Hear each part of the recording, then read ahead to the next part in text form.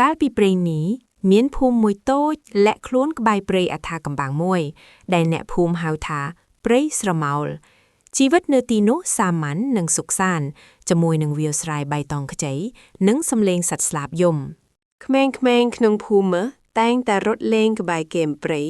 លួចលាក់ចូលទៅក្នុងកំពតព្រៃដោយការចង់ដឹងចង់ឃើញពួកគេមិនដឹងតតែសោះថាគ្រោះថ្នាក់ដ៏គួរឲ្យខ្លាចកំពុងលាក់ខ្លួននៅក្រោមមែកឈើក្រាស់ៗទាំងនោះថ្ងៃមួយអ្នកភូមិម្នាក់ឈ្មោះលុបពៅបានបាត់ខ្លួនបន្ទាប់ពីចូលទៅក្នុងព្រៃដើម្បីរកបន្លែការបាត់ខ្លួនរបស់គាត់បានបង្កឲ្យមានការព្រួយបារម្ភប៉ុន្តែអ្នកភូមិគិតថាគាត់ប្រហែលជាវង្វេងផ្លូវឬត្រូវសត្វព្រៃវាយប្រហារប៉ុន្មានថ្ងៃក្រោយមកក៏មានការបាត់ខ្លួនមួយទៀតលើកនេះគឺជាស្ត្រីម្នាក់ដែលកំពុងរើសផ្លែឈើក្បែរព្រំប្រទល់ព្រៃការបាត់ខ្លួនទាំងពីរនេះធ្វើឲ្យអ្នកភូមិចាប់ផ្ដើមភ័យខ្លាចចាស់ព្រឹទ្ធាចារ្យក្នុងភូមិឈ្មោះយាយសុកបានប្រាប់រឿងព្រេងបុរាណមួយអំពីដើមឈើស៊ីមនុស្សដែលលាក់ខ្លួនក្នុងព្រៃស្រមោលយាយសុកបានរៀបរាប់ពីដើមឈើដែលមានមែកដូចដៃនិងឫសដូចពស់វែកយាយសុកបានព្រមានអ្នកភូមិកុំឲ្យចូលទៅជិតព្រៃស្រមោលអ្នកភូមិខ្លះគិតថាជារឿងនិទានដើម្បីបំភ័យក្មេងៗប៉ុន្តែអ្នកខ្លះទៀតចាប់ផ្ដើមជឿព្រៃស្រមោលគឺជាកន្លែងដ៏អាថ៌កំបាំងបំផុត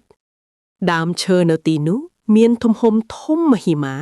និងមានមែកធៀងត្រួតគ្នាធ្វើឲ្យងងឹតសំបីតែពេលថ្ងៃត្រង់បុរសវ័យក្មេងក្លាហានម្នាក់ឈ្មោះចៅពន្លឺដែលជាអ្នកប្រមាញ់ដ៏ប៉ិនប្រសប់បានសម្រេចចិត្តចូលទៅក្នុងព្រៃដើម្បីស្វែងរកការពិតគាត់បានបំពាក់ខ្លួនដោយធ្នូនិងព្រួយរបស់គាត់ចៅពន្លឺបានបោះជំហានចូលទៅក្នុងព្រៃងងឹតខ្យល់នៅទីនោះត្រជាក់និងស្ងាត់ជ្រងំលើកលែងតែសំឡេងសិបសៀវចម្លែកដែលហាក់ដូចជាចិនពីដើមឈើខ្លួនឯងគាត់បានឃើញវលែករវើវាចម្លែកចម្លែក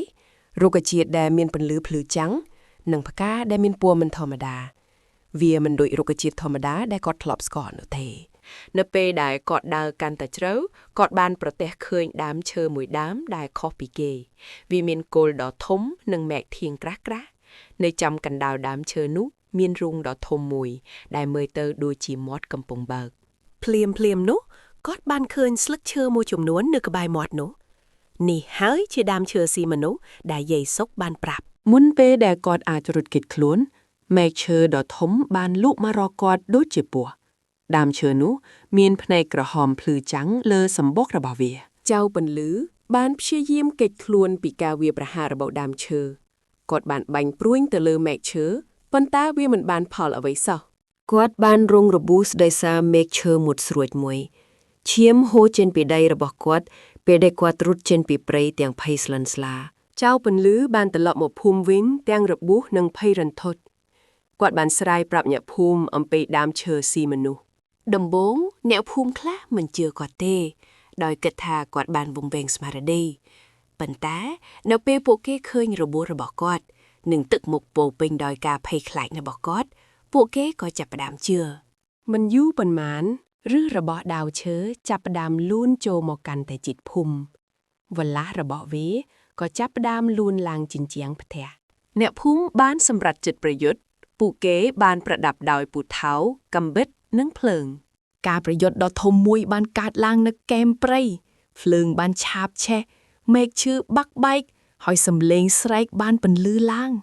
ទីបំផុតអ្នកភូមិបានគ្រប់គ្រងស្ថានភាពហើយបានដុតបំផ្លាញដើមឈើមួយចំនួនព្រៃស្រមោលនៅតែជាការគំរាមកំហែងប៉ុន្តែភូមិត្រូវបានជួយសង្គ្រោះ